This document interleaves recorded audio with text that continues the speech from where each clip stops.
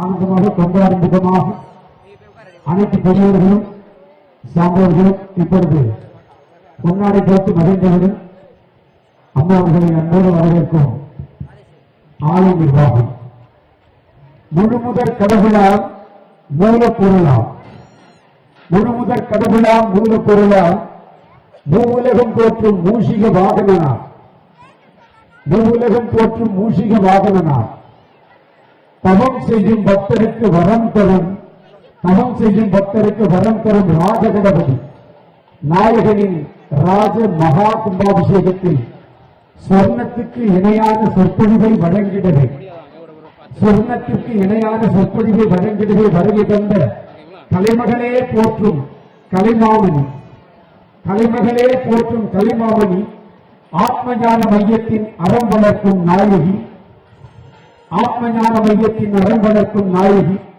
கிருபானந்த வாணி திருமுருக வள்ளல் வாரியார் சுவாமிகளின் மகுடத்தின் மாணவி திருமதி தேச மங்கையரசி அவர்களை ஆலயத்தின் சார்பில் அன்போடு வரவேற்று ராஜகணபதியின் ராஜ மகிமைகளை தங்களின் திருவாக்கால் அறிய அழைக்கின்றோம் அன்புடன் ஆலய சார்பாக அழைத்து மகிழும் அடியை மைக் மோகன். நன்றியும் வணக்கமும். பாலம் செலுவேனும் பாகம் பிடிப்போம். இவை நாளும் கலவரத்து நான் தருவேன் கோலம் செய்து கரிமுகத்து தூமணியை எனக்கு சங்கத்தமிழ் ஒன்றுத்தார். ஞானனை வடிவாகி ஆதி வைணூர் வள்ளல் பெருமானின் வற்றாத தனிப்பெரும் கருணையினாலும் என் குருநாதர் வள்ளல் வாரியார் சுவாமி அவர்களின் ஆசிரியனாலும் சிறப்புக்குரிய அற்புதமான இந்த மாலை பொழுதிலும் சீரோடும் சிறப்போடும் நடைபெற்றுக் கொண்டிருக்கக்கூடிய ராஜ கணபதி ஆலயத்தினுடைய மகா கும்பாபிஷேக பெருவிழாவினை முன்னிட்டு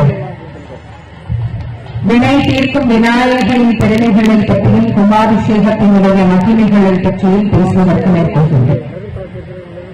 தலைப்பில்லாமல் பேசக்கூடாது, குறிக்கோள் இல்லாமல் வாழக்கூடாது. அப்படி குறிக்கோளோடு வாழ்ந்தவர்கள் தானும் வாழ்ந்தார்கள், மற்றவர்களையும் வாழ வைத்தார்கள். அப்படி வாழ்ந்து காட்டியவர்களிலே முதன்மையானவர்கள் என்று சொன்னால் தெய்வப்புலவர் திருவண்ணகர் முதல் என் குருநாதர் வள்ளல் வாரியார் சுவாமிகள் வரை பல கோடான கோடி ஞானியர்களும் மேதைகளும் தியாகிகளும் மகான்களும் ஆவார்கள். ஆகவே மனிதர்களுடைய வாழ்க்கையிலே லட்சியம் குறிக்கோள் என்கிறெல்லாம் மிக மிக இன்றியமையாத உன்னதமான சிறப்புக்குரிய ஒரு இன்னமயமான விஷயங்கள் என்று சொல்ல வேண்டும். இந்த உலகத்திலே ஒவ்வொருவருக்கும் ஒவ்வொரு வகையான நாயகர்கள் என்று சொல்லக்கூடிய தலைவர்கள் உண்டு. நாயகர்னா தலைவர், சேனை நாயகர், சபாநாயகர், அந்த மாதிரி விசேஷமான நாயகர். அதனால இவருக்கு விநாயகர், விநாயகர் அப்படின்னு விசேஷமான மூர்த்தி. எல்லாருக்கும் தலைவர். யாருக்கு தலைவர்? எதெல்லாம் விசேஷமோ அந்த இடத்துல அவர்தான் தலைவராக இருப்பார். அதனால் அவருக்கு விநாயகர், விநாயகர் என்று பெயர். விசேஷமான தலைவர். அதுக்கு இன்னொரு அர்த்தம் உண்டு. வீரன் இல்லை அப்படின்னு ஒரு அர்த்தம் உண்டு. மனம் இல்லாதவன் விமலன், தனக்கு இல்லாதவன் விபத்து, தனக்கு மேலே நாயகர் இல்லாதவர் விநாயகர். விநாயகருக்கு மேலே வேறொரு தெய்வம் என்பது கிடையாது. எல்லா தெய்வத்துக்கும் மூலாதார தெய்வமாக முதல் கணபதியாக விளங்கக்கூடியவர் விநாயக பெருமான். எல்லா தெய்வத்துக்கும் எந்த தெய்வ வழிபாடு பண்ணினாலும் அதுல முதலாவதாக செய்யக்கூடிய வழிபாடு ஒன்று உண்டு என்று சொன்னால் அது விநாயகரின் வழிபாடு. அதனால்தான் அவருக்கு விநாயகர், விநாயகர் அப்படின்னு பேர். அந்த விசேஷமான அற்புதமான ஆற்றல் நிறைந்த தலைவராக விளங்கக்கூடிய விநாயக பெருமான் நம் எல்லோருக்கும் அருளை வாரி வழங்கும் வள்ளலாக வேண்டுவோருக்கு வேண்டும் வரத்தை அளிக்கக்கூடிய கணபதியாக, கணங்களுக்கு அதிபதி, அதனால் அவருக்கு கணபதி என்று கூறலாம். அப்படி கணங்களுக்கு அதிலுள்ள மூலாதாரமான தெய்வம் விநாயக பெருமான். அந்த அழகான விநாயக பெருமான் எதற்காக இந்த பூலோகத்துல வந்து நீங்க சும்மா தாங்க வீட்டுல இருக்கோம், சும்மா வீட்டுல இருக்கிறேன்னு சொல்றதே வந்து முதல்ல தப்பு. வீட்டுல சும்மா இருந்தா வீடு சும்மா இருக்குமா? அதுவும் சும்மாவே தான் இருக்கும். இயங்கக்கூடிய ஒரு வீட்டுக்கு தேவையான எல்லா பணிகளையும் காலையிலிருந்து ராத்திரி வரைக்கும் வீட்டை பராமரிக்கக்கூடிய ஒரு அழகான பணி, வீட்டை வழிநடத்தக்கூடிய ஒரு பணி. அதனால வெளியில என்ன பிரச்சனைனாலும் கவலை இல்லை, இதுதான் கவலை. அந்த வீட்டை மட்டுமே பிரதமர் வரைக்கும் போனீங்கன்னா நம்ம ஒரு மகிஷாசுரம் அப்படிங்கிறதுலேயே தான் இருக்கும். அஷ்ட கசஞ்ச காளின்ற மாதிரி 18 கையெல்லாம் வேண்டாம், இருக்கிற 2 கையில, ஒரு கையில விளக்குமாறு, ஒரு கையில ஒரு ஹேண்ட்பேக்கு. இதுதான் வீட்டுக்காரர் வந்து கேட்டாரு, என்னோட சட்டை அயன் பண்ணிக்கிறாரு. நேற்று அயன் பண்ணதும் எனக்கு அயன் பண்ணி வச்ச சட்டை இருக்கு, புரிஞ்சு போட்டு போங்க, இல்ல இதுதான் வேணும்னா நீங்களே அயன் பண்ணி எடுத்துட்டு போங்க. அப்பதான் பையன் வருவான். டைரி என்ன கேட்கிறேன், வாழ்க்கையை கையில் போட்டு தெளிவா வச்சேன் பொண்ணாதான் வந்து கேட்போம். இன்னும் என் சடைக்கு வைக்கிறது இப்ப நான் காணாங்க ஓகேவா, நேற்று காய போட்டல எடுக்கணும்ல, அது வேணா நம்ம வச்சுக்க மறுபடிங்கிற போது ரொம்ப அழகா நமக்கு சொல்லுவார். அனுபவமும் குடும்பம் அனாத்தியாரி படவாக்கு எல்லாம் மாறும். ஆண்டவன் ஒருத்தர் தான் பல்வேறு வடிவங்களாக இருக்கிறார். அந்த வடிவங்கள் வருவதற்கு ஒரு காரணம் உண்டு. என்ன காரணம்? விநாயகர் இப்படி வர்றதுக்கு என்ன காரணம்னு யோசிக்கணும். நம்ம கடவுளை கும்பிடுறோம், இதுக்கு பக்தி இருக்கு. என்ன பயபக்தி ரொம்ப வளர்ந்துருக்கு. அது என்னமா அது பயபக்தின்னு? ஆமா, உண்மையா கடவுளா அன்பா கருணையா வாரிசையா அதுதான் இப்ப பக்தியை பிரிவுன்னு சொன்னா இன்னும் சில நூற்றாண்டுகள் வரைக்கும் இப்படிதான் பிரிக்கணும். கோபம் கோபி அப்படின்னா என்ன, கொரோனாக்கும் கொரோனாக்கும் புரி அப்படின்னு என்ன பிரிச்சுடலாம். இந்த கொரோனாவுக்கு பிறகு நிறைய கேள்வி கூட்டம் வருது. அப்ப பக்தி அதிகமாயிருச்சா அப்படின்னு கேட்டா ஒரு முன்னாடி பக்தி இல்லையான்னு கேட்கக்கூடாது. பக்தி இருந்துச்சு, ஆனா எது அதிகமாயிடுச்சு? பயம் அதிகமாயிடுச்சு. அதனால இப்ப என்ன சேர்ந்து வந்துருச்சு? பயபக்தி வந்துருச்சு. ஆனா அந்த காலத்துக்கு தெளிவா சொன்னாங்க, கடவுளை கும்பிடுறதுல 3 வகை பிரிச்சுட்டாங்க. இறைவனை வழிபாடு செய்யக்கூடிய பக்தியிலேயே 3 வகையான பக்தி: தேவ பக்தி, அசுர பக்தி, மனுஷ பக்தி.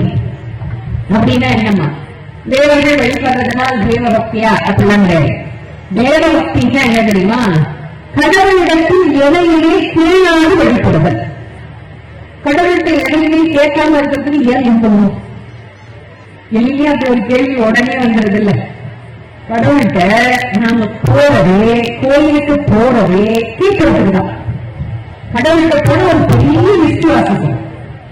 இந்த லிஸ்ட வாசிச்சு முடிச்சு அர்ச்சனை பண்ணி முடிச்சு சாமி எப்படி பார்த்ததும் சாமி யோசிக்கும், இன்னைக்கு கேட்டதை கொடுக்கறதா, நேற்று ஒண்ணு கேட்டுச்சு எங்க அம்மா அதை கொடுக்கறதா, இல்ல அதுக்கு முந்தா நேற்று வந்து ஒண்ணு கேட்டுச்சு அதை கொடுக்கறதா, இல்ல நாளைக்கு வந்து புதுசா ஏதாவது தேவையோ அதை கொடுக்கணும். கடவுளுக்கு குழப்பமாயிடும். எவ்வளவு லிஸ்ட் எனக்கு வேணும், அது வேணும், அதை குடியில கூட பல பேர் தனக்கு ஏதாவது ஒரு தேவையினாதான் கடவுள்கிட்ட போய் லிஸ்ட் படிக்கிறது அப்படின்னு ஒரு முடிவிலேயே எடுக்கும். கடவுள்கிட்ட கேட்கணுமா அப்படின்னு சில பேர் நினைக்கிறீங்க.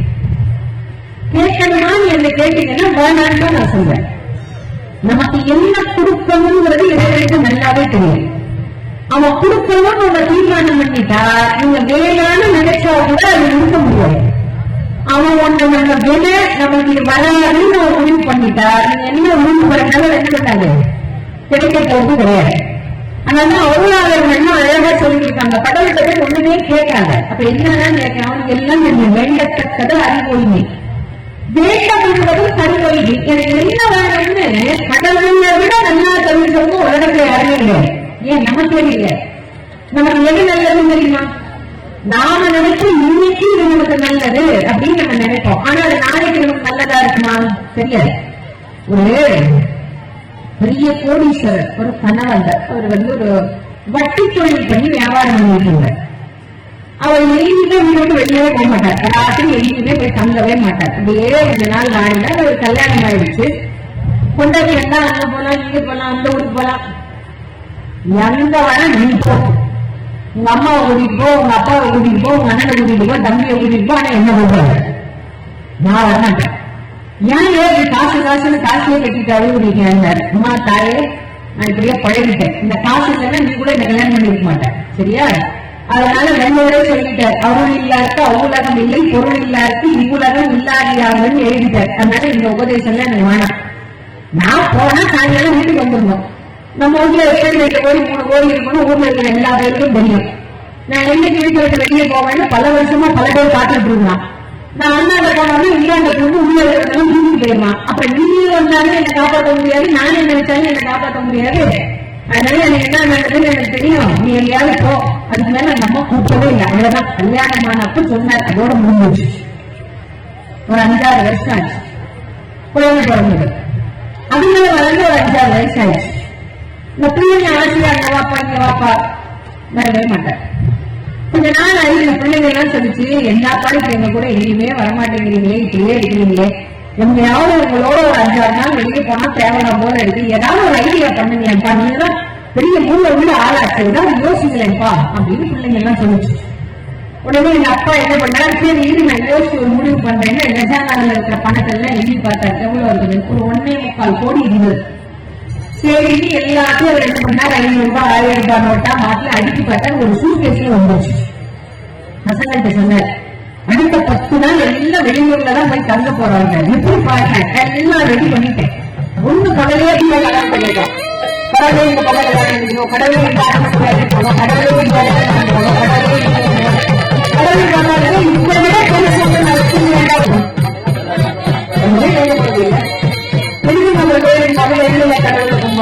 நன்றி சொல்லுங்க. பெரிய பிறந்தாகி இந்த மாநில பிறவியை கொடுத்து உன் நாமத்தை சொல்ற மாதிரி படைச்சு அந்த உடம்புல சௌக்கியமா வாழக்கூடிய கடவுளே அது உனக்கு நன்றி அப்படின்னு கடவுளுக்கு நன்றி சொல்லு. நன்றி சொல்றது எனக்கு ஒன்றும் வேலை இல்லை. அப்படி செய்யக்கூடிய பக்திக்கு பேர் என்ன? ஏன் அஞ்சாளுக்கு சாத்தியம் இல்லை, அசுவாளுக்குனா சாத்தியம்னா உங்க கடவுளுக்கு அவங்க கேட்பாங்க. குறைக்கலாம் என்ன பண்ணுவாங்க, நான் கேட்டு புரிஞ்சுக்கல, நீ கொடுத்த உடம்பு வேணாம் உயிரும் வேணாலும் கட்டி வெட்டி காலை வெட்டி எனக்கு ஓம் கும்பத்திலேயே போட்டு என்னையே நான் கொடுக்குறேன், எங்க வந்து பார்ப்போம் அப்படின்னா என்ன பண்ண, இந்த கோயிலுக்கு போய் இந்த சாமியை கும்பிடுவோம், ஒரு 10 நாள் பார்ப்போம், ஒன்றும் மாறவே இல்லை, நேரம் சாமியை கும்பிடுவோம். இதுக்கு பேர் தான் மனுஷன். அவங்க காட்டுவார் இவங்க காட்டுவார் அப்படின்னு நடந்துட்டே இருப்பாங்க. அதுதான் மனுஷன். ஏன் கடவுளுக்கு இந்த ஐடியா வேலை செய்யல? நமக்கு இல்லையோ அவன் தவத்திற்குள்ளான பலனை இல்லை என்று சொல்லும் மறுத்து இறைவனால் கூட இயலாது. நல்ல ஞாபகம் வச்சுக்கோ. கடவுளால் கூட ஒண்ணு நான் தரமாட்டேன்னு சொல்ல முடியாதுன்னா யாருக்கு சொல்ல முடியாதா? ஒழுக்கத்தோடு தவறு செய்தவர்களுக்கு சொல்ல முடியாது. அவர்கள் ஒழுக்கத்தோடு நீண்ட நெடிய காலமாக தவம் செய்த காரணத்தினால் சாமி அப்புறம் பார்த்துக்கிறோம். அதெல்லாம் அவர் வந்து சாதாரண விஷயமா அவர் எங்கேயாவது கொடுமையான ஆட்சி ஆரம்பிக்கும். கொடுமையான ஆட்சி தேவர்களை சொன்னா நம்ம காலையில சபை கொண்டு நீங்க எல்லாம் வந்துடணும். நல்லது. எனக்கு 2 பக்கத்திலையும் வரிசையா நீங்க நிற்கணும். இந்த 2 கையாலையும் இந்த 2 கால் இல்லையா, அந்த 2 காலையும் இப்படி மாறி மாறி கொஞ்சிக்கணும். நல்லது. எழுந்து உட்கார்ந்து போக நேரம் போடணும். எத்தனை போடணும்? காலையில ஒரு 1008 போடும், அப்புறம் மத்தியானம் ஒரு 1008 போடும், சாயங்காலம் சும்மா தானே இருக்கீங்க, அப்ப ஒரு 1008 போடும். அது போட்டு குளிச்சு இருந்து வருமானதான் சிரமம். இது போயிட்டு போயிடும். குடிஞ்சி வழிபாடணும். இப்ப இந்த கஷ்டம் எல்லாம் இப்ப யாருக்குமே கிடையாது. ஏன்னா இப்ப குடிக்கவும் வேண்டாம், நிம்மதும் வேண்டாம். கைவின் கோயிலுக்கு கொண்டு வச்சா போதும். வழிபாட வேலையும் இப்ப எல்லாம் இல்லை. அது அதுக்கு வேணும்னா அதுவே போட்டுட்டு அதுவே சாப்பிட்டுக்கும். அவ்வளவுதான், வேலை கொடுத்துருச்சு. நீங்க ஏன் இருக்கீங்க? ஒரு வீடு வந்து 10 பேர் 15 பேர் இருப்பாங்க. இந்த கூடத்துல உட்காருவாங்க. ஒரு சில இலை போட்டு அதுவும் இந்த நல்ல நேரம் தெரியுங்க, ஒரு 15-25 கடா இருக்காங்க. எல்லாத்துக்கும் குஞ்சி வெட்டணும். எல்லாம் இந்த வெட்டுறதுக்கெல்லாம் வசதி இல்லை. அதனால வேணும்னு முடிவு பண்ணி எல்லாத்தையும் டைனிங் டேபிள்ல போட்டு அது மேலே வச்சாச்சு. வேணும்னா உட்கார்ந்த உடனே உச்சி ஒண்ணு அடிச்சு போட உச்சி போய் 1008 சோபதிக்கு வந்துடுவான். அவங்க மறுபடி போய் உச்சி போய் 1008 போட்டு முடிச்சுட்டு நேரம் சாயலானே சாயலட்சுமி வச்சு போடுறேன். மறுபடி 1008 போட்டு முடிச்சு அந்த கைய கால நீட்டி படுக்கலாமே நம்ம படுத்தாங்க கை முடிஞ்சோம். அவ்வளவுதான். தேவர்கள் வெந்து நொந்து நிலை குலைந்து கை லாஸ். கை அழைக்கிறதெல்லாம் லாஸ் ஆனாதான் ரொம்ப பேருக்கு கைலாஸ். அப்படி தேவர்கள் எல்லாம் முறையிட்டாங்க, சுவாமி இந்த கஜமுகாசுரனால நாங்க ரொம்ப அவஸ்தைப்பட்டோம். தேவாதி தேவர்களாகிய எங்களை எல்லாம் ரொம்ப கொடுமைப்படுத்தணும். சுவாமி தான் எங்களை எல்லாம் காப்பாற்றணும். அப்ப சிவபெருமான் என்ன பண்ணார், மந்திர சபைக்கு எழுந்தருளியிருந்தார். கைலாயத்துல அது ஒரு பகுதி, நம்ம வீட்டுல ஒரு 4-5 அறை வச்சு கட்டுற மாதிரி கைலாயில அது ஒரு பகுதி மந்திர சபை அப்படின்னு. அது சுவாமி அம்மா அழகாதான் இருக்கிறார். அந்த நேர்த்தி பிரணவத்தை உமாதேவியார் பார்க்க முடியும். அம்மையும் அப்பனும் பார்க்கும் ஆத்திரத்திலேயே 2 பிரணவங்களும் ஒத்தை என்று வருவ பிரணவத்திலே இருந்து பிராகாரமான விநாயக பெருமான் அவதாரம். விநாயகர் எதிலிருந்து வந்தாரா, பிரணவத்திலிருந்து வந்தாரா? அவரவிநாத சுவாமி அழகா சொல்றார். ஒரு தங்க குளத்தோடு வந்தாரா, அதுல சிந்தாமணிகள் துடைத்திருந்தார். இதுக்கு அந்த குளத்துல வெறும் துணியை கொண்டு வந்து தன்னுடைய அப்பா அம்மாவை பூஜை செய்வதற்காக. இப்போது சில கல்யாணமான பையன்கள் அப்பா அம்மாவை எல்லாம் பூஜை பண்ணுவாங்க. கையில எப்ப எல்லாம் கிடைக்கிறோம் அதெல்லாம் உருட்டி கட்டை, பூரி கட்டை என்ன கிடைச்சா 300 நாள் சுமந்து பெற்ற தாய் தந்தையரை தெய்வமாக வந்தார். தாயும் சிறந்ததொரு கோயிலும் இல்லை. நான்கடிக்கையில் ஒரு 3 இருக்கு. அது சொல்லுது, தாயை விட சிறந்த தெய்வம் உலகத்திலேயே இல்லைன்னு சொல்லுது. தாயின் சிறந்த கோயிலும் இல்லை. இந்த உலக மக்கள் தெய்வத்தை வணங்க வேண்டும். அமாவாசை நாள்லாம் வந்து பாத்தீங்களா, அப்பெல்லாம் தர்ப்பணம் கொடுக்கறத பத்தி நிறைய பதிவுகள் நான் பல ஆண்டுகளா போட்டுட்டு இருக்கேன். இப்ப கூட பல வருஷமா சொல்லிட்டு இருக்கேன். இப்பயும் நிறைய பேர் இதுல கேட்பாங்க, அமாவாசை அன்னைக்கு காலையில தர்ப்பணம் பண்ணிட்டு சாமி கும்பிடணுமா, இல்ல நாங்க வழக்கமா சாமி எல்லாம் கும்பிட மாதிரி கும்பிடுறது வந்து தர்ப்பணம் பண்ணணுமா? நான் பல முறை